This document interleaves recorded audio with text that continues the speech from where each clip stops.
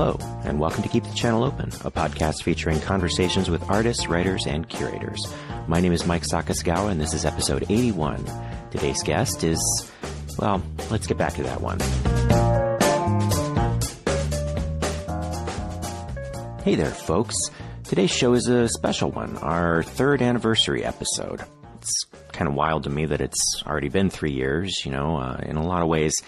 It feels like I'm still just getting started, still figuring everything out. Then again, thinking back to where this all started, that day I sat down with Trinmai up at the Escondido Municipal Gallery, thinking about how nervous I was, and then looking at how far the show has come, how much I've grown as a host and just as a person since then, I realize, a lot has happened in those 3 years. And I just want to take a second to express my gratitude. I'm thankful to all of the amazing artists who have taken the time to sit down with me and have these great conversations. I'm thankful to my friends and family for supporting me in the show.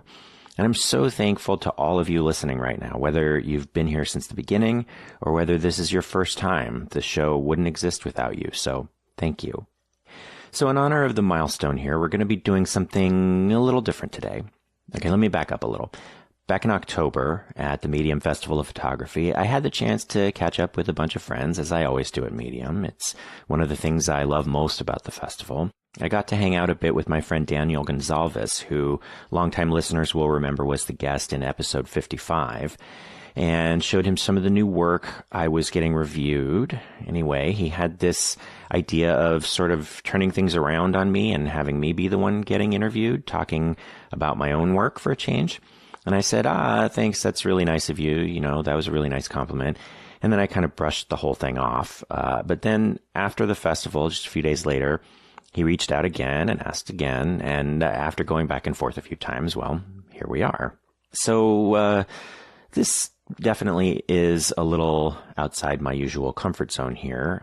I'm always sort of at my best when I get to talk about other people's work, promote other people's stuff and talk about why it's great. That's where I'm comfortable, what I really love doing. I tend to be a little bit more, well, it's not so much that I never do self-promotion, but it's something that I've had to work at a lot, and it's not something I've ever felt comfortable with. I'm reminded of that quotation that Jerry Takigawa mentioned in our conversation, that artists always want to be seen and always want to hide. That's super true for me. But this year, I'm trying to stretch myself a little more, trying to grow a bit, do things I wouldn't normally do. And so I'm really grateful to Daniel for giving me the chance to do that. And I think the conversation went pretty well, and I hope you will too. Now, before we get to the conversation, I just wanted to make a little ask of you, the listener, as a little third anniversary favor. If there's work out there that has moved you, work that you love, please just take a minute, just a few seconds, and tell the person who made it. Tell them that you appreciate it and why. Whether it's an email or a tweet or whatever, just reach out and let them know. It's such a small thing you can do, and it's so helpful. Oftentimes, as artists, we're working alone, and it can be so hard to know whether what you're doing has had any impact at all. And that's true whether you're emerging or established, I find. Getting just a little bit of positive feedback from audiences can really make your day, lift you up, and help keep you going. So please just take a minute and do that. Okay, so on to the show. We talked about a few of my different series of photographs, and if you'd like to have a look, I've included links in the show notes. As always, if you'd like to join in today's conversation, you can use the hashtag #ChannelOpenPhoto to live tweet the episode. And now here's my conversation with Daniel Gonçalves.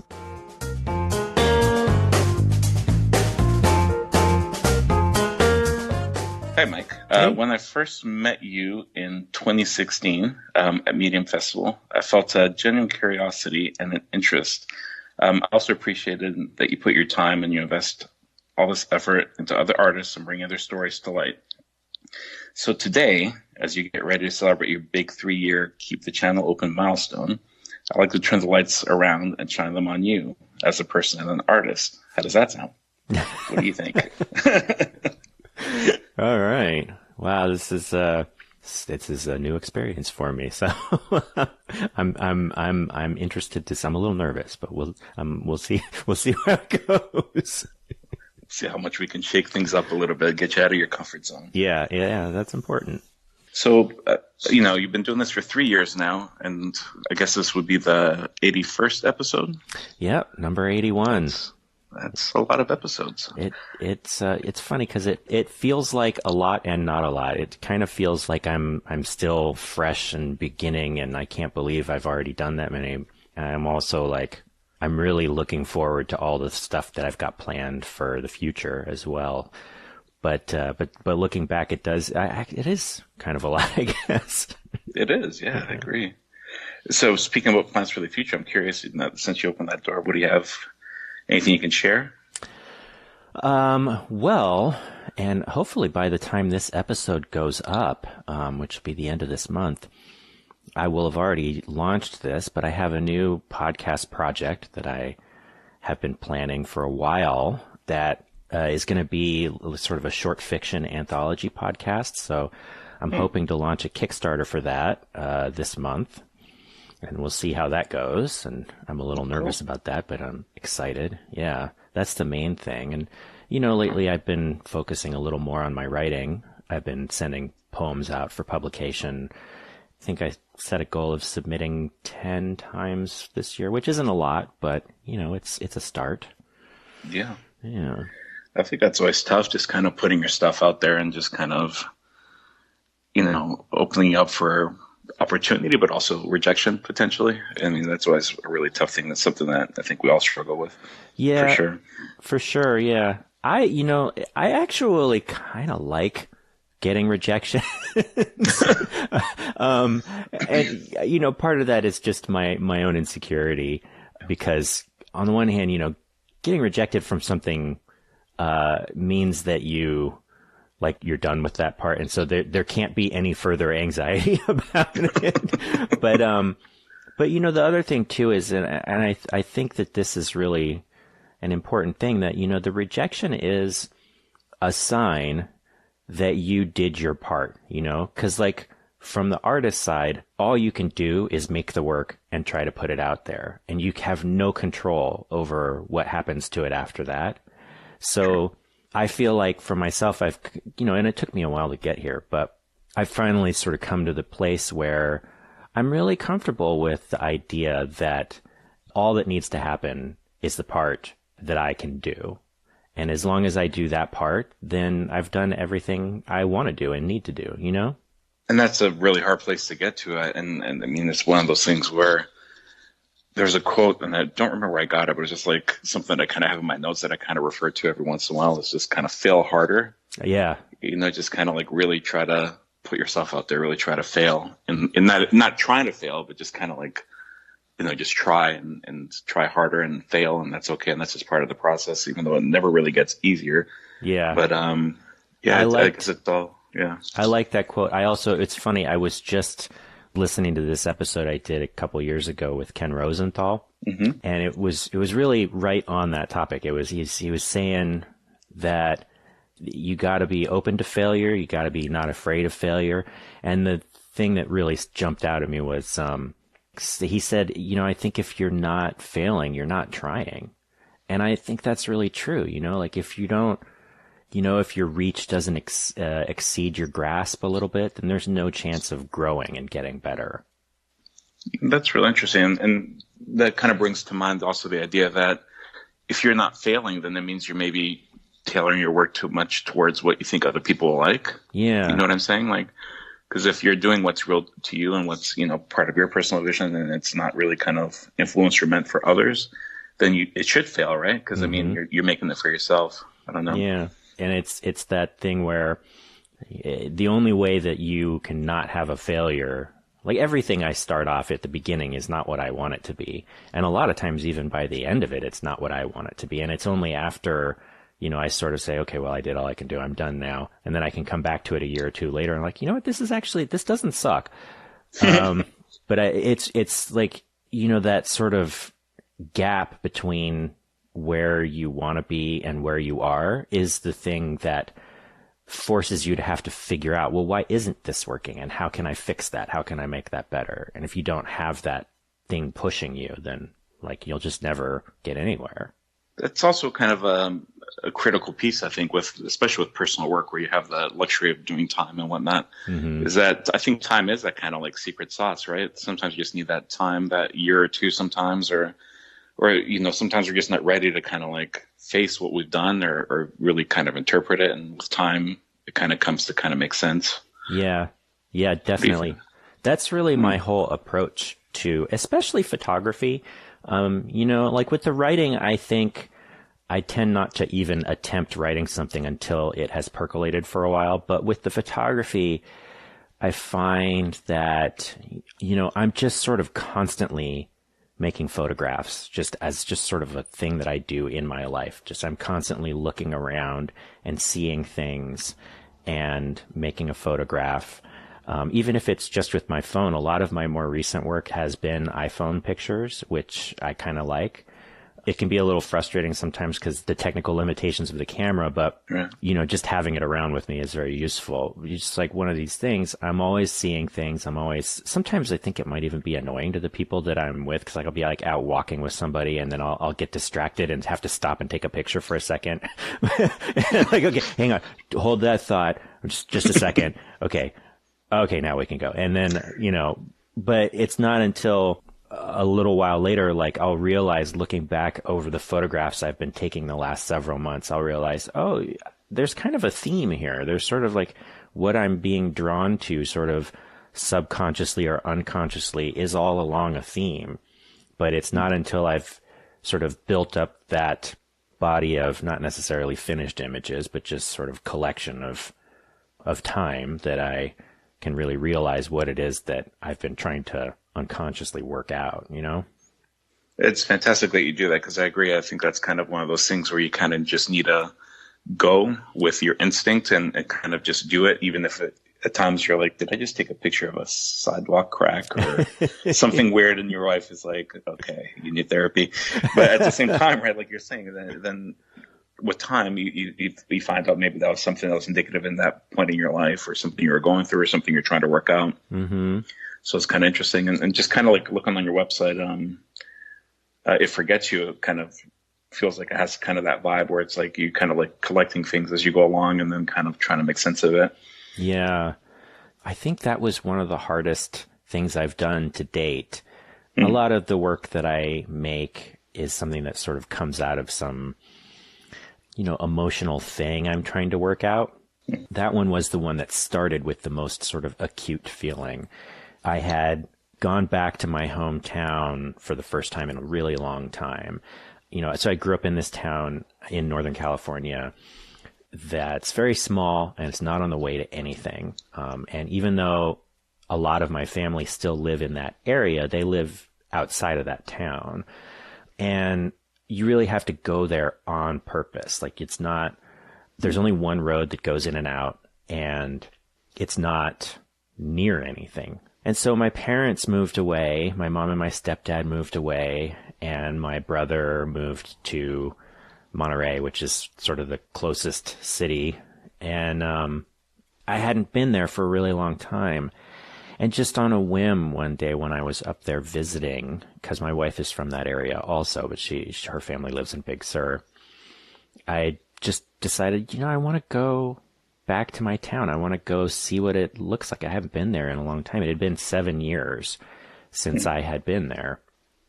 And I got there and I had all of these emotions going through me. And I think on some level, I had sort of still always thought that someday I would sort of come back, that was the place where I fit in, because I'd lived in Southern California, if you include college, since 97. And this would have been in 2004 it was 2004 when my parents moved away, and it was 2011 when I made this trip. So I hadn't lived in that area for a good 14 years at that point. And I hadn't been there at all in 7. And that was the first time that it really, really struck me that like, oh, I don't belong here anymore. This is not my home anymore. And I went and walked around my old neighborhood, and some of the neighbors still lived there, but some of them didn't.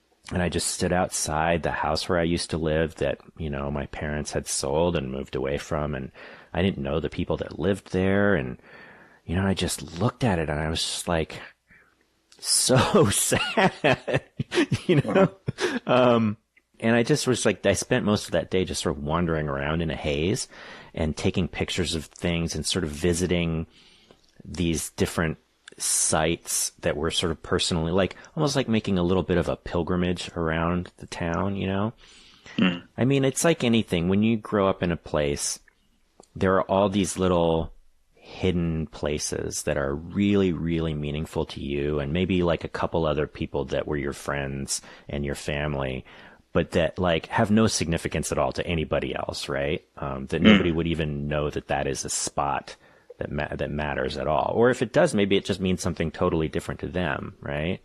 Yeah. So I found myself going from place to place in this town and wanting to take a picture of it and because like it felt the same, but it also felt different. And that sort of tension was something that it felt very urgent to me. And then over the course of the next couple of years, I would make a point to go back. Anytime I was up in the area, I'd go back. I'd try to go early in the morning, when, there weren't a lot of people around, when the light was really nice, and go to all of these places, walk around in different parts of the town and see what jumped out at me. What was really, really interesting to me about that project is, so now I'm done with it, and I've been done with it for a couple of years now. And, I think I was shooting that for probably 3-4 years, something like that.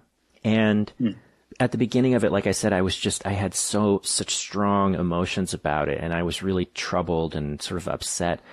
By the time I was done shooting it and then trying to assemble it into something coherent as a project, that it didn't feel that way anymore. It felt like, okay, this is where I am now. And I think it was really sort of at that point that I really started accepting my place where I live now as being more of a home. Yeah, it was an interesting experience. Yeah. In a way, you're kind of like looking at an old picture of yourself, right? Where you almost don't recognize the person. And if you were to go back and like be in that person's head that you used to be, it's kind of like, whoa, who was this person? Like completely different. So it's kind of interesting kind of visiting that home that you thought would be a place that you belong in the future and kind of resolving that it wasn't your new home, your current home, or that things have changed or evolved. Yeah, it's really weird being back in that town now. And I find, since I finished that project, I haven't been back quite as much in the last year or two. It's funny because it's not a very populated town. I mean, there's maybe 1,000 people spread out over, a good sized area. And it's, it's a lot of hills and, trees and stuff like that, canyons, and that part of it, the geography of it, looks identical. But the feel of the town is really different. And it is funny too, because, I still, even though my family doesn't live there anymore, I still know people who live there. And when you talk to them, it's funny, like even when I was just walking around, sometimes people would say, "Oh, what are you doing?" And, I'd sort of wander into somebody's business or something and say, "Oh, my mom used to own this place," or something like that. This used to be a gym, and, I walked into an art gallery and it was like, "Oh, this used to be the gym. I used to like work out in here," and having this long conversation, and the person being like, "Oh, that's really interesting. It doesn't really feel that different to me," but it's because, they live there. They've been there the whole time, and it sort of sneaks up on you, It's almost like the history of like a place or a city. It's kind of interesting how it kind of evolves, as you do as well, right? Yeah. It's all kind of like almost like a living kind of evolving thing. Yeah. Towns and stuff. Yeah. It's interesting. Yeah. So looking also at your website, I was appreciating, all good things. And it feels like a lot of your work has to do with this kind of holding on to a moment or to a time in your life.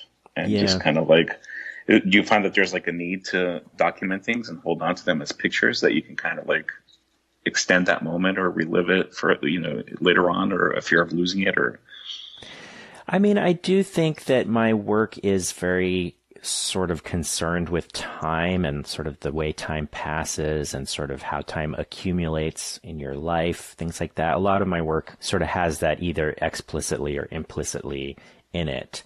And it sort of in general, I think all photographers are on some level concerned with time because, I mean, there's been volumes and volumes written about by much smarter people than me about how photography is a medium that is intimately concerned with time. Even just the way that we operate our cameras, in the shutter speeds and how, we're all intimately familiar with what a 125th of a second looks like as compared to like a 30th of a second. But, that series, so that was my first sort of real body of work, and I came to that series very organically, right? Like anything else, it's my series about my family, and specifically about my experience of parenthood. So, like, I had always been interested in photography, but even when I was a kid. But I sort of left it behind for a long time. I had one semester of photography in high school, and then I did just a teeny bit of photography, not like as art, but just sort of as incidental to doing other things in college. But, then after college, even during college, I didn't really do photography as photography for a really long time. And then when we were about to have our first kid, my wife bought me a camera for my birthday. And he was born almost exactly a month after my birthday. And so I had this brand new DSLR and was getting all into it and taking pictures. And, everybody takes pictures of their kids. But it was really, I found that like I was very frustrated with not being able to take pictures that looked the way I wanted them to look. So I started off looking at like a lot of commercial family photographers. That was like right around the time when I feel like family photography as like a lifestyle thing was really taking off. And so there were all of these family photographers with blogs and like wedding photographers with blogs and, all these like sort of behind the scenes, this is how we did it kind of thing. And so I always found myself copying all of those things and, getting all these little tutorials, teaching myself how to light or not how to light, but how to see light. And I don't know exactly how, but eventually some of these people would reference like one of the biggest ones was Sally Mann, and they'd be talking about, Sally Mann, look at what she did with her family photographs. That's kind of what I want to do with my photography business, is to be able to make really authentic photos. And then that was sort of my gateway into fine art photography. But these, these pictures that I made were all kinds of things that just sort of developed out of my life. It was just that I would notice a moment and I would have this sort of poignant feeling and I would just sort of need to make an image of it. I think one of the things that I find with my photography, what I like to say is, a couple of things. The first is that I think one of the unifying things about all my work is that it's driven by this desire to look more closely, that the world is a really beautiful and interesting place, but sometimes you just have to look for it. So that's one thing. The other thing is that oftentimes what I am doing with my photographs is that I think what my photographs are about is almost never what is actually in the frame. That I'm always trying to take a picture of something intangible and invisible. And so with It Forgets You, literally the subjects of my photographs were, these sort of found little sort of still life or landscape scenes that I would stumble across. But really what the photographs are about and what I'm trying to capture in the photograph is how I feel about all of that, right? Which the photograph can only suggest. So with All Good Things, the photographs they're all either, again, little like still lifes that I find that my kids have left in places, or they are portraits of the kids. But this was sort of the breakthrough that I had after my first portfolio review, which was in 2012, that I didn't have it organized as a real body of work or anything. And talking to people, especially Aline Smithson, I remember, was one of my first reviewers. And what I had thought that I was trying to do with those photographs initially was to describe my kids' childhood, that I thought I was taking pictures of them, and that I thought I was trying to say something about childhood and about growing up, about innocence, or, you know, things that I thought of when I thought of my kids. But what I came to realize with, you know, the help of these reviews was that I actually was taking pictures of myself. And that was a real turning point for me in realizing that, these pictures are not about my kids at all. These pictures are about me. And it's been a real interesting thing that really changed the way I conceive of myself as a photographer entirely. That I'm never in the frame, literally, visibly in the frame, but that what I'm trying to do is show you the way that I see things, right? Like I'm trying to put you in my shoes. And that's really what ends up being what I feel makes the photographs work, is that when I'm able to accomplish that, then I feel like I'm able to get to a meaningful place as an artist. It's interesting. And kind of speaking to that as well, I feel like with your pictures especially, it's just, you know, there's kind of like little secrets in them, because there's what you're presenting as like the surface of something, you know, a vista or a door or, you know, a kid, you know, whatever. Mm-hmm. But then there's also like what you're thinking and what you kind of have for yourself as well, that maybe you're not sharing or explicitly saying what it is, but it's something that holds true to yourself that's kind of just for you. Mm-hmm. Would you say that that's kind of there a little bit? Yeah. Yeah. Like with It Forgets You, I mean, these are all, they're things, but they're obviously little secrets that kind of, I don't know, there's obviously personal things that are there that aren't overly explained. Yeah.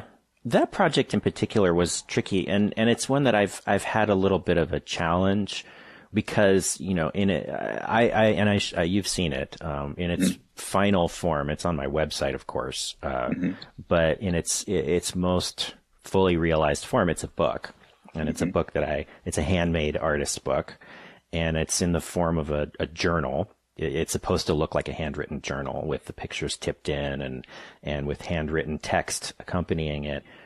There's a few things with that, like, cause I like writing and I like images, and, finding out ways to sort of make them work together is really interesting to me. I find that when I present that book in particular in a photographic context, like when I bring that book to reviews, one of the more common things I get from people is that I'm really asking a lot of the viewer. And that's the word too, viewer instead of reader, that there's so much text that I'm really asking a lot of the reader. So it's like, you know, it has to really be worthwhile. And I hope it is. I feel like what I'm always trying to do is not over-explain the picture. Right. And that's the difficulty with the text, is because text is in a lot of ways about explaining things. Right. With that series, like, I have the photographs interspersed with little vignettes or poems, and sometimes the text will be by itself, you know, with no picture next to it. Sometimes it'll be butted up next to a picture, like sort of juxtaposed with the picture. And when the two are together, sometimes the text will be directly related to what's in it. Like on one of the pages, I have an image of the like sort of skeleton of a building after it's been burned down.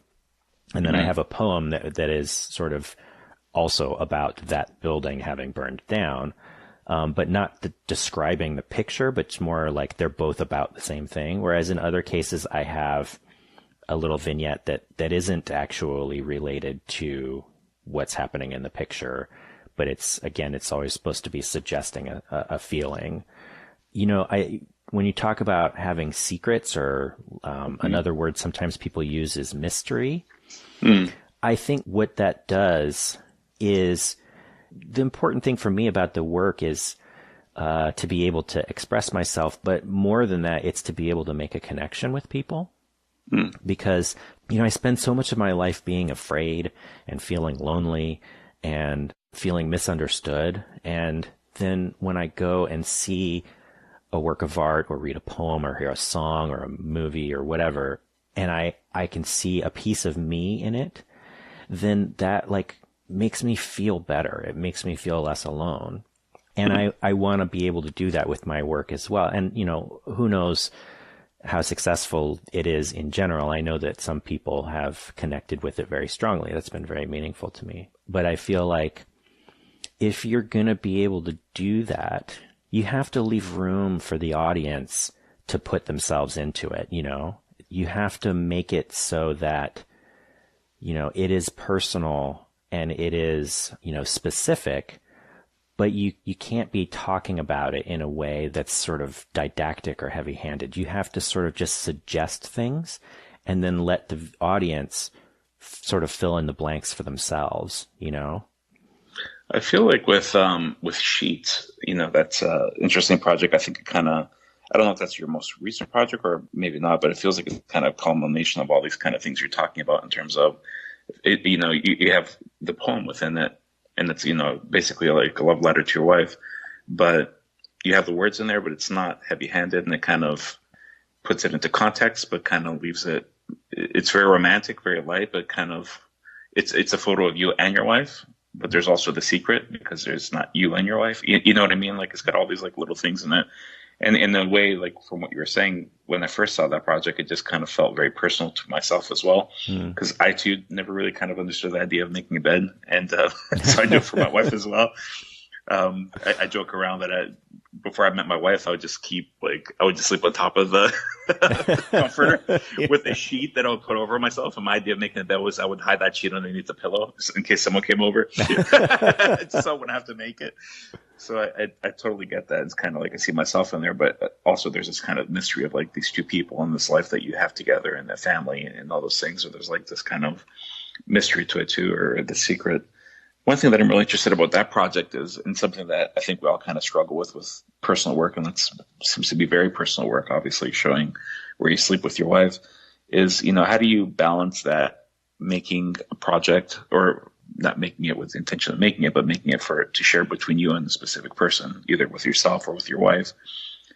How do you do that and also kind of balance the idea of also kind of putting it out into the world and sharing that deeply personal part of you? It's an interesting question, because, you know, with that project, specifically, it might have a little bit of a different answer than I might have for my other things. And I think it's different in part because of the fact that really is personal, and not personal to me, but like it's personal in an us kind of way, right? Because it is, as you say, it is a love letter to my wife. To sort of make this a little more broad and general, one of the things that I think a lot about, and really this is something I think a lot about in terms of like all human behavior, but specifically with art, I'm always interested in what does the art do, right? Like how does it function in the world? What's the purpose of it? What's the intention? But even aside from the intention, what does it do in the world? And so this book, right, this is also another thing that, again, I've made a book out of it, and I sell that book, right? And, you know, a few dozen people around the world have a copy of this book. And it is the kind of thing sometimes people ask me, like, how does your wife feel about that? And just to be clear, I did talk to her about that before I started making a book out of it, and definitely before I started selling it. And she's on board. So that's good. But, you know, for me, maybe sort of the thing with that series is it actually didn't start off as a serious, like, art project, right? It actually started off as a blog post. And I think it was for Valentine's Day. I can't quite remember. It was either Valentine's Day or her birthday. But, you know, as the series is in the gallery on my website right now, is pretty much the same form that it was on my blog at the time. The thought that I had with that was that, yes, I want to say something to my wife, something that is directly and specifically to her and nobody else. Like, this is from me to her. But also, I wanted to do it in public because I wanted other people to see how much I love my wife. And the act of doing that publicly was part of the gift of it, I guess. I don't know if that makes it sound like I'm like blowing myself up a little bit, but like, it's sort of like, you know, like when you get married, and some people don't do this, right? But like traditionally when we think of a wedding, we're thinking of like a big party where you're getting a whole bunch of people together, and you absolutely can get married where it's just like you and the officiant and like one other person witnessing it, I guess. Right. But to me, there is something about a wedding that's, and first of all, I just love weddings, but there's something about weddings that is, it's a declaration made in public. It's a declaration made in front of all of these people who are part of your life, and having it witnessed that way, having it witnessed publicly, to me, it changes the meaning of it all, and it changes the function of it. Like a promise that's made in public maybe works a little bit differently than a promise that's made in private. And similarly with this, I wanted it to be something that other people saw, because I wanted other people to see, you know, this is how great my wife is, and this is, you know, and this is how great I think our relationship is. And I don't know, maybe as I'm saying it, maybe sounds a little bit braggy, but it, like, to me, doing it that way felt like a gift and an act of service to her, if that makes sense. No, that definitely comes across in your writing in it, and also in the pictures. One thing that I noticed is, like, when I'm looking at it right now as well, is just kind of like the opening pictures just kind of feels like almost like a landscape of water or the ocean, and all these kind of undercurrents, and it's kind of soft, and I kind of feel like that's a little bit kind of like what relationships are, and so it kind of speaks to that a little bit. It's kind of a little bit of stirred up, but like some calmness to it and some familiarity. Yeah, I like that word, softness. Another word that sometimes people use about my images is that they're quiet, which is another thing I really like, that idea of quietness in an image. And of course, there are images that are loud and in your face that I really love, and that I think they're amazing.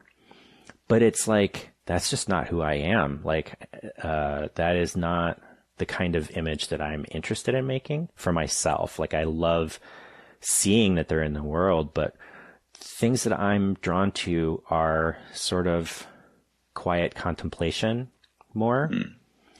You know, and this is another thing too, with this work and with All Good Things especially, is, you know, something I've been thinking a lot about, you know, for a while, is like what kind of man I want to be, and what kind of man I am, and what kind of man I want to be. And not just person, but man, right? You know, I think that there is this way in which having an idea of masculinity as what we sort of traditionally conceive of masculinity to be really boxes you in, right? It really makes it so that you can't know yourself fully, and you can't like know other people fully. And I realized a while ago, I think part of this is because, you know, I grew up, and, you know, my mom was a single mom, and, you know, of course I love my dad and my stepdad, but my mom was always sort of the biggest figure in my life when I was growing up. And so I always had this real drive to sort of live up to the example that my mom set of being a strong and capable and independent person who could kind of do everything. She was a small business owner, and she always, when we were young, when I was really young, we were fairly poor, and she would work like, 3 or 4 or 5 jobs at a time just to keep a roof over our heads, me and my brother. Eventually she, became a small business owner, and she would just work her ass off to do that. And I always felt like I sort of owed it to her to live up to that and to be sort of a better man. And part of that when I had kids was like, I really, really wanted to be a good father. I wanted to be a good parent. I wanted to not just be uninvolved. And not just be like a traditional, sports and kind of whatever dad, even though I'm not like a sports guy anyway, but like I wanted to be like, I wanted to change the diapers, I wanted to kiss the boo-boos. I wanted to give the baths and read the stories and do all of those things that guys don't traditionally do. And as I've become an artist, I find that I'm really interested in engaging with that sort of more quiet and contemplative and tender and nurturing and emotional side of myself and putting that into the work. That I'm really interested in sort of challenging the sort of stereotypical notion of what a man is supposed to be and redefining it and finding ways to incorporate softness and caring and into my conception of masculinity. And not just for myself, but also because, I have a son and I want him to have that example. I want him to be able to understand his emotions and take care of the people around him. And I feel very fortunate because he's a really good kid and he really does care, Yeah. Well, it sounds like you're doing a good job with all that. I mean, I think you're making your mom proud. I hope so. Yeah. Another thing that I kind of find interesting, the softness and the quietness, but another thing that I kind of feel when I'm looking at a lot of your work is also a little bit of a sense of tension. I don't know if you feel that or if that's something that I just pick up on. Well, I would love to hear more about that. Yeah. Well, I'm just like looking, for example, just like at All Good Things, just kind of like there's a picture of your son. I think he's holding like a little snake. And he's got like a little bit, it just feels a little bit of tension, the little tricycle thing next with the leaves. I'm assuming that's your wife with your child in the ocean, like with the turbulent water. Right. Looking away, the little pink eye, just kind of like little moments of, the hand coming out of the shadow, hiding in the box.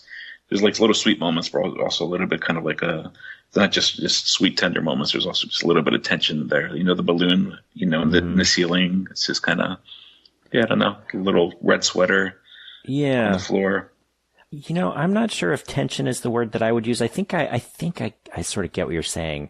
I think I am always looking for a way of making the images visually interesting. And so like having a sort of visual, like compositional tension is an important way of doing that. So like with that picture of the tricycle, there is, the composition of that image is, there's a little pile of leaves that is a certain color that's, right in the middle of the frame. And then so that your eye kind of goes there, but then off in the left corner, there's sort of the green, darker grass. And then on the right hand side, you've got the tricycle. And then when you look a little closer, you can see the sort of feet and hands coming into the frame from the side. And things are very cut off on that edge. So like there's a visual tension to it because your eye wants to be pulled towards the center because that's sort of the brightest part of the photograph. But then I put the most interesting parts of the photograph on the edge, or to me, I think. And so I do think that visual tension, compositional tension is something that's a tool that I'm trying to use to sort of get people to stay with the image longer. Like I always, that's another thing too, is that, for me, I don't want an image that's obvious, right? Like what I want is like, I think there always needs to be something to get your attention, right? Because otherwise you'll just slip right by it. But what I want and what I always appreciate too is like, so like I come to somebody else's image and I have some reason to stay with it initially, something that catches my eye. But then the longer I stay with it, the more I notice, right? The more it reveals to me. That is something that I just find so impressive. And so it's something that I often am trying for. I've never felt like I do it quite as well as the people that I admire, but maybe, I don't know, probably everybody does that, right? I definitely pick up on that. Like, like with the popcorn, when you first look through it, you don't notice it, but then you kind of look a little bit closer and you kind of, you got the three nails that are kind of like nail polish and you got them inside this bag with popcorn, just kind of, that was just kind of interesting. Again, there's just a little bit of that tension of, suffocating almost the hand, but like kind of this kind of like youthful energy to it, and just kind of. And then I think that's like maybe your dad or something with like some flowers. I thought they were popcorn at first. I was just like little kind of things that kind of make you pause and like, what's the secret in this picture? Like what's going on here? Yeah. That I wasn't in this room to know what's going on, but like it makes you kind of beg the question. Yeah. Yeah. Another thing too that I, one of the things that I think you were talking about, like with the picture with the snake, is that with a lot of these pictures, I want there to be a complexity of emotion. And so I guess that there is a tension in that, right? Because I don't want any of the images to just be one thing. It's very important to me that there is a sweetness to them, right? Like it just drives me crazy. Like I don't like the word sentimental used as a criticism, as a pejorative. I feel like we're a little too scared of being sentimental, or sweet or whatever. And so I want these images to have a sweetness to them, especially because, these are pictures of children and they're, I don't want them to be like too much of a downer, but, so I want the pictures to express a certain sweetness, a youthfulness, a joyfulness. I want the pictures to express the sort of tenderness and depth of the love that I feel for my children, but also these pictures are in a lot of ways, they're about mortality. There is something about when you have kids that it makes you aware of how fast time goes by in a way, or at least for me. And I know I've talking to other parents, this is true as well. You have this little reminder in front of you every day who is growing and changing in a very visible and obvious way. And that is like showing you the passage of time. And it at the same time reminds you of one, how fleeting these little moments that, they might be frustrating at the time, but like 10 years down the road, you're going to be like, oh, about that. Right. And also that like, it makes me really aware of the fact that I'm getting older, and that I'm, when I started making those pictures, I think I was like 30 maybe. And now I'm almost 40. I'm going to be 40 in just a few months. I think, especially if you have like an office job, the way that I do, that there's a way in which your life after you get out of school can feel very static, right? Like you can kind of forget that time is passing because every day is kind of the same. When you have kids, that's not true anymore. Like you have this really visible reminder of time passing. And so that sort of melancholy and, maybe existential dread a little bit and bittersweetness is something that is very present in the images for me. And that is also something I want to communicate with them.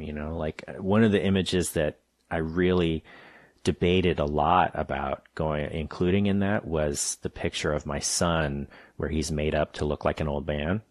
Yeah. 'Cause I thought for a really long time, I was like, I don't know this picture. I think it's just too cute. I don't think people are going to understand why it's in there. They're just going to say that's cute, but nothing else. And it was like, I remember talking to a few other people and being like, I really want to put this picture in, but I'm not sure about it. And, the people that got it, like I remember I was talking to Kurt Simonson about it at Medium a few years ago. And he was like, no, I don't think it's too sweet. I think it's really poignant, really bittersweet. And I was like, yeah, that's what I'm going for with that picture. Like because it is a child at play in a certain way, but it's also like, it sums up a lot about how I feel about these images. I feel like that kind of also translates with sheets. When I'm looking at sheets, it's soft, like we were saying before, and kind of quiet, but also a little turbulent. And forgive me for using the word again, tension, a little bit of a tension towards it. And I feel like, I don't know, maybe that speaks also to that idea of, like you're saying, kind of reminding you of the life cycle of things, and maybe just kind of this idea that maybe reminding yourself of how special it is that you have this relationship with someone, or, what your mom went through and all that. Because I feel like a little bit of, like there's that turbulent kind of water in the first picture, and then the next picture, they're kind of like twisted together, but kind of loosely. So you're kind of like, it speaks to your relationship. And then others, it's a little bit more loose. And then there's one where, you talk about how you wake up and she wasn't there. So like how you felt about that. And there's kind of the two impressions. There's a little bit of like a valley between the two impressions. So it kind of speaks. But then it's like, on the last one, it's like this one where it's almost like an umbilical cord kind of tying you both together. So it kind of feels like talks a little bit about that kind of life cycle as well as just the relationships and how they ebb and flow. But in the end, you're kind of still, I don't know. I'm like really happy to hear that kind of came through. Like, the sequence of the images is so important to me. That's the thing as photographers, we're always talking about sequencing the images and how to approach that. And there's so many different opinions and ways of doing that. For me, a lot of the times when I'm working, this is maybe a little less true in some of my more recent work, which is sort of more linear, and I just arranged chronologically. But, especially with the first three, with All Good Things and Sheets and It Forgets You, like I really am trying to establish a narrative with the images and the sequence of them, like not just like a story, but like an emotional arc.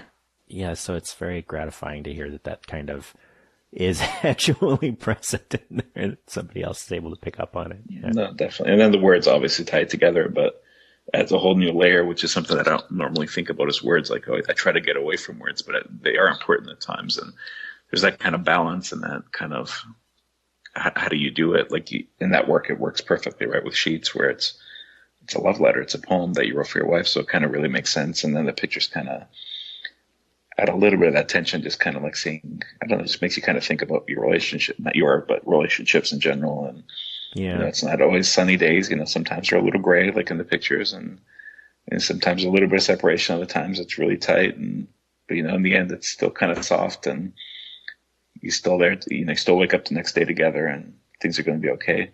Yeah. So it's interesting.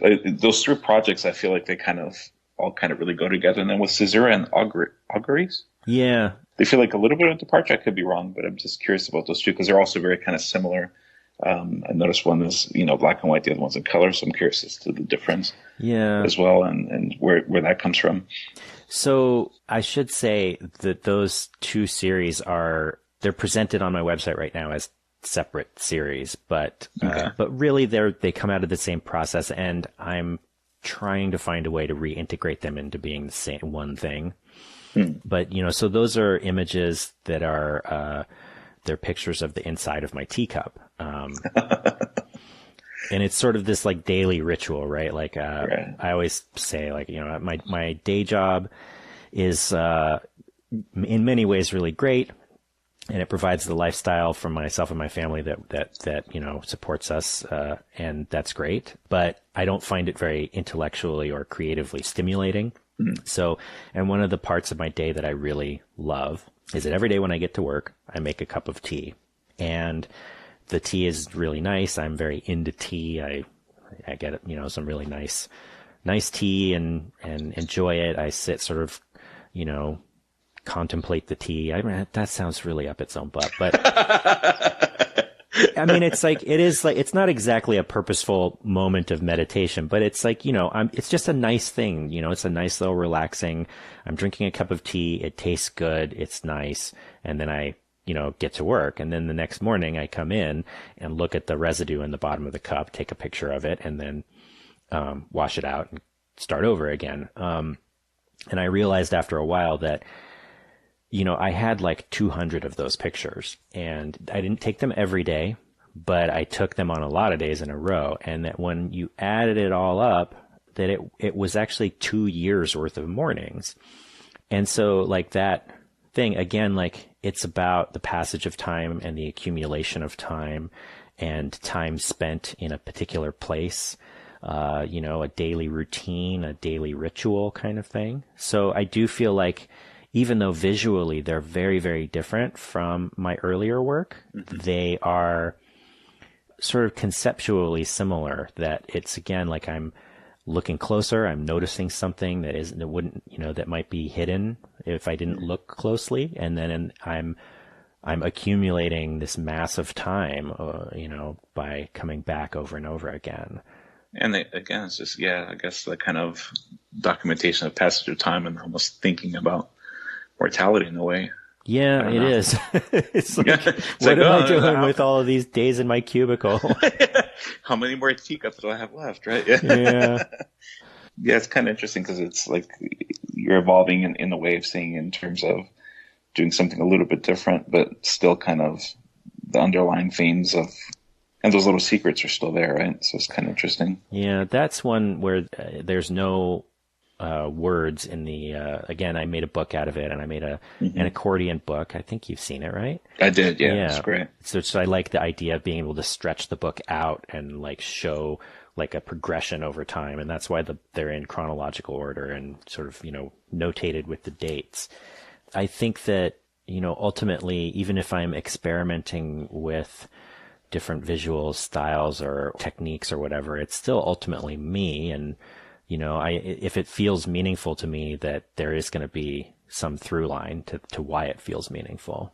Yeah. I love, one of the things that I really appreciated when I first met you was I'd seen sheets, I think, at that opening night of that gallery or whatever it was.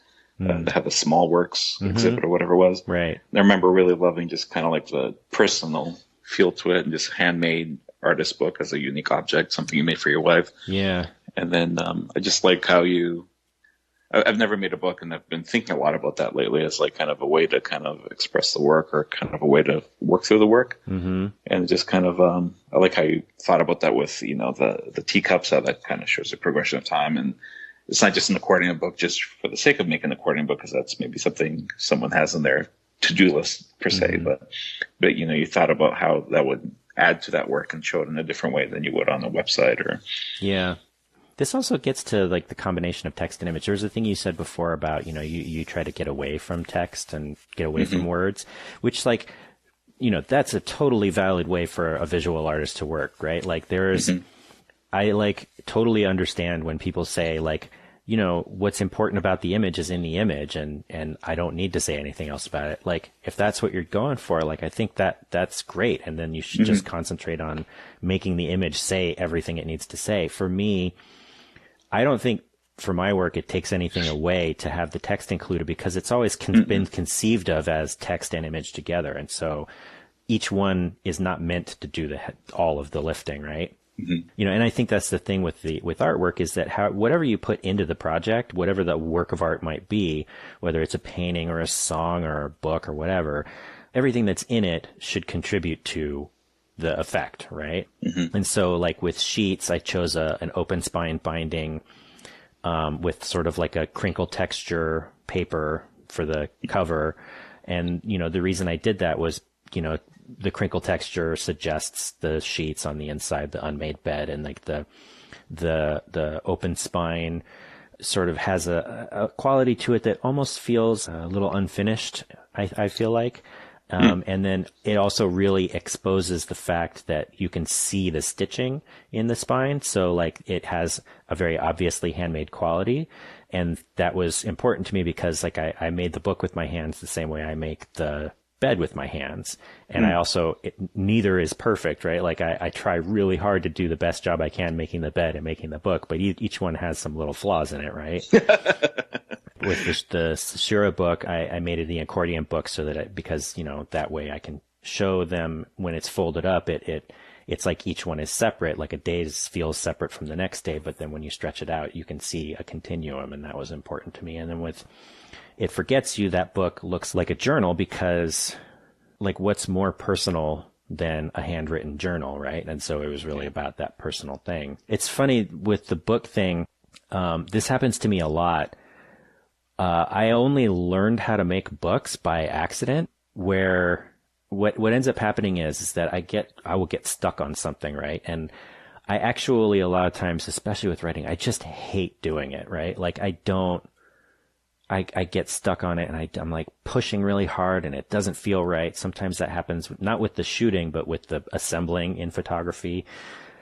I will just get really stuck, and I can't push on it anymore. And then somebody will say something to me like, "Oh, look, this I make handmade books," and I'll say, "Oh, I wonder how that works." And then all of a sudden, I'll go off and like start researching it just as like, "Oh, this is a fun way to waste time." And then it's 5 years later, and I've made 4 books, and I'm like, "Oh, well, that's a thing, I guess."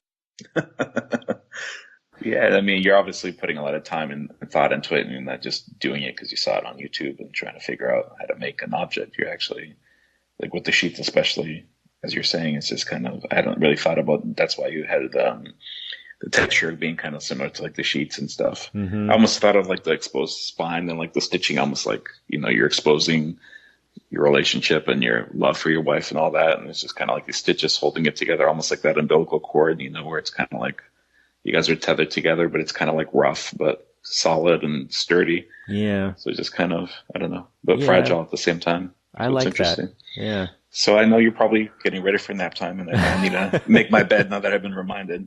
And I know normally you end the show on a certain way, and you're certainly welcome to answer that question that you ask us all. But one thing that I've been thinking about, especially after speaking with you, but even before that, just kind of, the idea of mortality and this idea of we'll have an eventual demise or an end and all that. And I think in the end, we always think about, or we tend to think about things such as regret or things we would have done differently. But by that point, it's already too late. And you're kind of like lamenting something as opposed to having had an opportunity to change it. So kind of thinking in that way, and also being January where we can make changes and all that good stuff. Mm. What is there something that you can think of going forward that you could do that would, 5 years from now, you wouldn't think, I wish I had done this, or I wish I'd considered this, that you could enact today going forward? Yeah, that's a good question. I think on some level, trying to sort of future-proof your life it might be kind of a fool's quest, right? Like, I don't know if you can do it because there's just no way to predict what's going to happen. And I kind of think that it's better to try and spend your time trying to figure out what you're doing now, right? Because like now is where you live. And the thing that I try to do, right, is like and this is something from my therapist, is like to be mindful of what my values are, right? And that if I'm living according to my values, then it's going to feel right now. And that in the future, I might look back, maybe my values will change, but I'll know that at the time I was doing the thing that felt right. In terms of like personal growth or maybe a new project or something like that, for me, what's interesting, like every year I pick a word for the year and I write a little, I have a tiny newsletter that I send out, and I try to do that, semi-regularly. But at the beginning of the year, I say what my word is and why. And my word for this year was growth. That I have a real fear of success. And there's a lot of reasons for it, like part of it is just my insecurity and feeling like I don't deserve things. Part of it is, worrying that people aren't going to like me, or people aren't going to think that, even whether or not I think I deserve something, other people, if I became more successful, would see me and say like, well, that guy doesn't deserve to be successful. And I'm always like really concerned with like, being a good person, and like, is it possible to like be a good person and do things for yourself? And of course the answer is yes, but it's easier to see that with other people than with yourself. This year I decided that I was going to make an actual effort to grow outside of that feeling, to try and to gain a bigger platform and to be more sort of outwardly successful, in the hopes that if I were able to be more successful and get a bigger platform, that then I could turn around and use that to help other people, which is a thing that, I'm always really interested in doing, is figuring out how to be supportive and helpful to other people. But I think that, the main thing is just like, if you know what kind of person you want to be, then in any moment you can say like, am I being that kind of person? You can stop and think about it and say, am I living the way that I want to live? And as long as the answer to that is yes, I don't think that there's too much worry about regret, Well said. No, it sounds like you're already practicing it. So that's fantastic. I mean, that's all you can do, right? Is live your life the way you feel like you should. And I mean, I think when you remind us from time to time, I know I do, but yeah, that's great. Yeah. Wonderful. Well, thanks for putting up with my many questions. Did you want to answer your own question that you normally do? Yeah. Because you probably practiced that one, and I had to throw in a little bit of something, throw you off a little bit. It's funny because, I always ask people if there was a piece of art or literature or creativity of some sort that they've experienced recently that mattered to them. And this is one of the only things I never tell people that I'm going to ask them that at the end. And there's a reason for that, right? It's that I don't want people to like think about it and think like, oh, what's going to be like the cool answer? What's going to be an answer that makes me seem smart or whatever?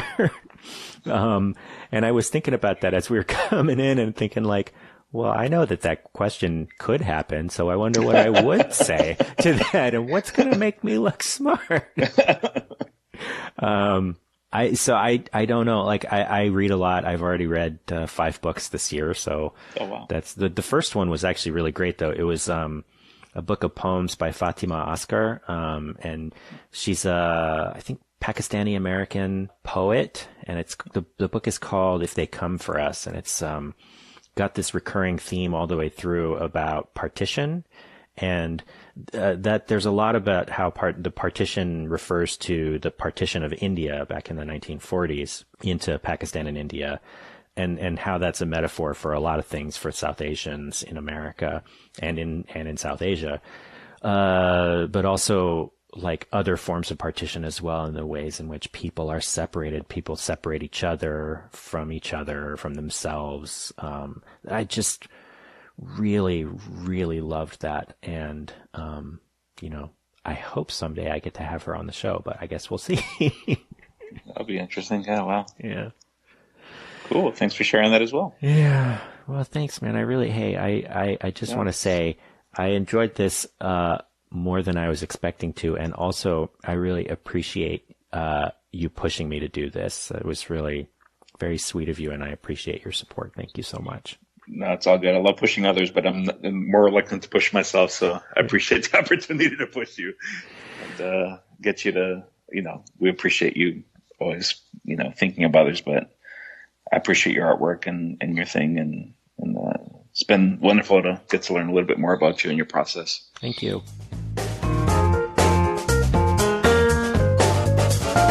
Okay, so there we are. Thanks again to Daniel for making this happen and for being such a gracious host.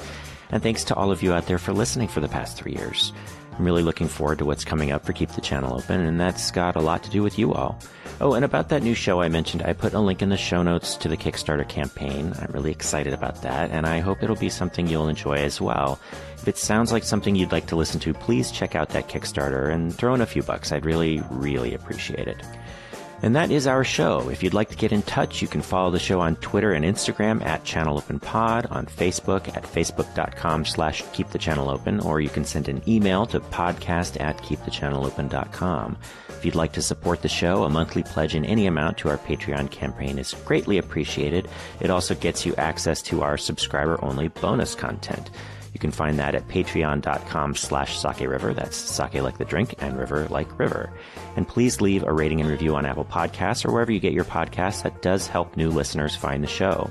Our theme music is by Poddington Bear. You can find more of his music available for licensing at soundofpicture.com. We'll be back on February 13th with a conversation with photographer Victoria Mara Heilweil, so do be sure to come back for that one. Until then, remember, keep the channel open.